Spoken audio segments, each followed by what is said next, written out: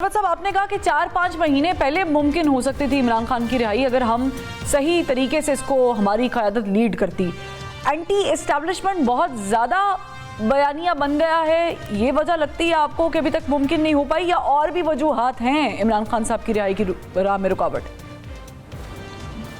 हम कर सकते थे एहतजाज, और ऐसा एहतजाज कि चाहे ये रेंजर को आगे लाएं, पुलिस को आगे लाएं, कुछ भी करें, लेकिन जहां अवाम निकल जाते हैं, और जिस तरह बांग्लादेश में निकले, जिस तरह टर्की में निकले, जिस तरह मुल्क दुनिया के दीगर हिस्सों में 25 करोड़ लोग हैं हम, अगर हम 3-4 लाख एहतजाजी मुजाहिरीन निकल आते हैं, इसके आगे किसी की नहीं चल सकती है, चाहे कोई कितना ही जालिम मुजाबिर क्यों ना हो।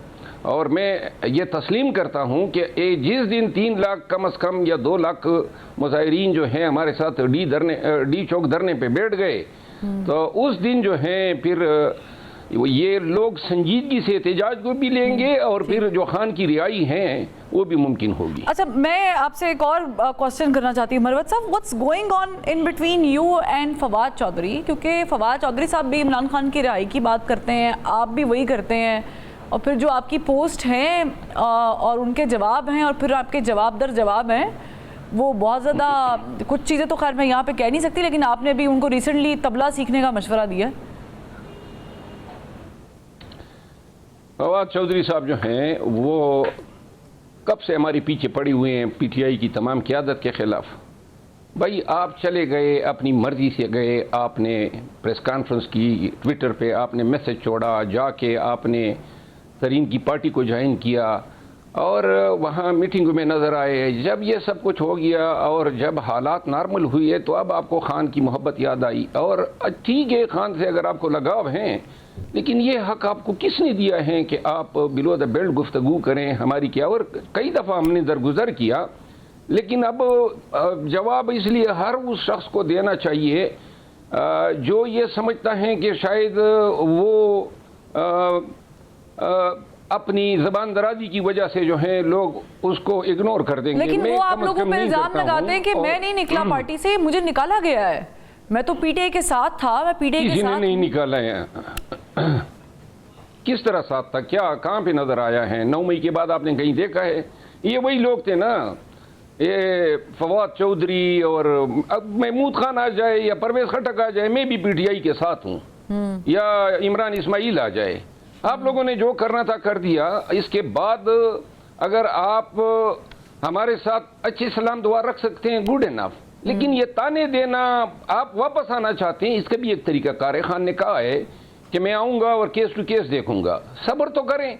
अब आप बाहर नहीं आ रहे हैं, कभी ये उमर अयूब खान के खिलाफ बयान देते हैं, कभी बैरिस्टर गौर के खिलाफ वकला इसको बुरे नज़र आ रहे हैं, और फिर जो लैंग्वेज इस्तेमाल करता है, बदज़बानी जो है वो उससे परहेज़ होनी चाहिए, शाइस्तगी का दामन नहीं छोड़ना चाहिए। लेकिन अगर कोई शख्स ये समझते हैं कि मैंने बदज़बानी में PhD की हुई है और मैं कुछ भी कह सकता हूँ, तो फिर ये तबला नवाजी के मशवरे फिर मेरी तरफ से आएंगे।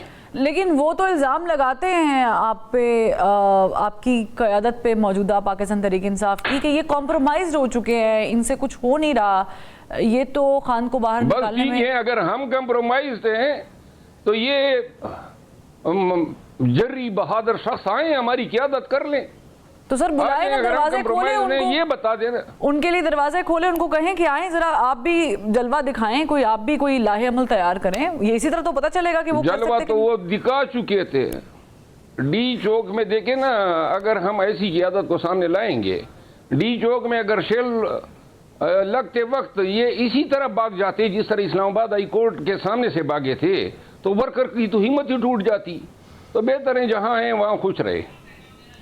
ठीक, यानी आप उनके चांसेस नहीं लग रहे मुझे कि वो पार्टी में, कम से कम जब तक खान साहब नहीं है तब तक तो वो नहीं आएंगे, और उन जैसे बाकी तमाम लोग। ये इन हालात में नहीं, जिस नहज पे ये मामलात को ले गए हैं ना, पहले हमारी इनके साथ कोई अदावत, कोई मखासिमत थी नहीं, लेकिन अब ये रोजाना इनके बयानात देख देख के अगर खान कभी इसके बारे में फैसला करेगा भी, तो शायद हम इख्तिलाफ करेंगे कि जी ये हजरत। और फिर पाकिस्तान तहरीक इंसाफ को अपने वक्त में सबसे ज्यादा नुकसान इस शख्स ने दिया, ये लेकिन अगर तुड़वाई गई। हाँ जी जी, کے پی کی، پنجاب کی، مرکز کی، یہ سب سے بڑا بلورک تھا، ماؤتھ پیس تھا اس ٹولے کا جو چاہتے تھے کہ خانی اسمبلیہ یہ حکومت فارغ کر دے.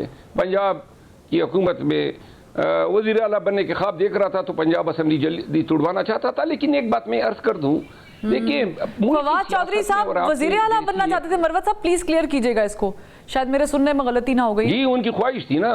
اچھا، ان کی خواہش تھی کہ جی جتنی جلدی پنجاب اسمبلی ٹوٹ جائے تو ان کا الیکشن ہوگا. خان تو اسی لیے انہوں نے عمران خان صاحب کی چلتی ہوئی حکومت پنجاب میں تباہ کر دی. نہیں، اس کا مطلب پرویز الہی صاحب بالکل ٹھیک کہہ رہے تھے کہ فواد چودھری صاحب نے یہ سارا کام کروایا ہے جبکہ لوگ نہیں چاہتے تھے. جی بالکل، یہ سارا جی بالکل، یہ پرویز الہی صاحب اس کے گواہ.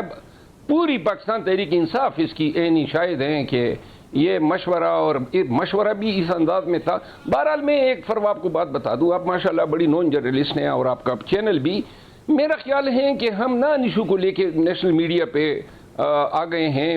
فواد چودھری صاحب اس نو پاسٹ، وہ ایک ماضی بن چکا ہے. کوئی مطلب کوئی پولیٹیکل سٹیچر ہوتا، کوئی فالوئنگ ہوتی، کوئی علمی شخصیت ہوتی، یہ سوشل میڈیا پہ بیان بازیاں اور یہ بدتمیزیوں کی وجہ سے ہم کیا سامعین کو بتانا چاہتے ہیں. میرے خیال میں اس کا ذکر اب رہ نہیں دے. ٹھیک، لیکن چلیں بالکل صحیح کہہ رہے ہیں آپ، لیکن الزامات تو ظاہر ہے کہ دونوں طرف سے سنگین لگتے ہیں. اور جو آپ نے بات بتائی ہے کہ فواد چودھری صاحب کینڈیڈیٹ تھے وزیر اعلیٰ بننے کے پنجاب میں، یہ تو حیران کن بات ہے. اور اس کے چکر میں انہوں نے اسمبلیز توڑوا دی اور پھر اس کا جو کانسیکوینسز ہیں وہ پھر پاکستان تحریک انصاف کو بھگتنے بھی پڑے. لاسٹلی مروت صاحب، عمران خان صاحب کی رہائی، کیونکہ ابھی تو دیکھیں 26ویں آئینی ترمیم ہوئی ہے، اس سے تو بظاہر پاکستان تحریک انصاف کو بھی فائدہ پہنچ رہا ہے، مگر آپ سمجھتے ہیں کہ حکومت اگر سوچتی ہے 27ویں ترمیم کرنے کا یا ملٹری کورٹس کے اوپر کوئی سٹانس لیتی ہے تو پھر پاکستان تحریک انصاف کا اگلا لاہ عمل کیا ہوگا؟ 26ویں آئینی ترمیم ہو، 27ویں آئینی ترمیم ہو، ملٹری کورٹس لائے، چاہے کچھ بھی ہو، ایک ماس پبلک ایجیٹیشن ضرور ہوگی اس پورے نظام کے خلاف. آپ نے کہا کہ ہم اس سے 26ویں آئینی ترمیم سے مستفید ہو چکے ہیں. مطلب یہ کس انداز میں ہم نے کل کی اس کی مخالفت کی ہے. باقی جو ہیں یحییٰ افریدی صاحب کی قسمت میں چیف جسٹس بننا لکھا گیا تھا، وہ بن گئے. اور یحییٰ افریدی صاحب قاضی فائز عیسیٰ نہیں ہو سکتے ہیں. اور یہی وجہ تھی کہ میاں صاحب جو ہیں قاضی فائز عیسیٰ کے چیف بنتے ہی تشریف لے آئے تھے، اور جو ہی انہوں نے روبز یعنی فارغ ہو گئے تو میاں صاحب جو ہیں وہ ان کو بھی پھر اعتماد نہیں رہا سپریم کورٹ پہ، اور ان کا خیال تھا کہ شاید برطانیہ میں وہ زیادہ محفوظ رہ کے سیاست کر سکتے ہیں. آپ کہہ رہے ہیں کہ یحییٰ افریدی کے چیف جسٹس بننے کے بعد نواز شریف صاحب اسی لیے ملک سے باہر چلے گئے کہ ان کو اب نظر نہیں آ رہی کوئی امید؟ دیکھیے ابھی آپ نے دیکھا انہوں نے سینئر موسٹ جو منیب اختر صاحب تھے سینئر پیونی جج کے بعد، ان کو نکال کے امین الدین خان کو جو ہیں قاضی فائز عیسیٰ نے کر دیا تھا، اس کمیٹی میں ڈال دیا تھا. وہ انڈو ہو گیا ہے. اور یہ ایک بہت ہی ایک لینڈ مارک ڈیسیجن ہے، اور یہ بتا رہے ہیں کہ we will go by the principles, values, ethics and law. ہم کسی مطلب من پسند کو اٹھا کے جو ہیں بے نمبری نہیں کر سکتے ہیں. بہت شکریہ شیر افضل مروت صاحب، آپ نے اپنا قیمتی وقت جو ہے اور اپنی قیمتی رائے ہمارے ساتھ شیئر کی.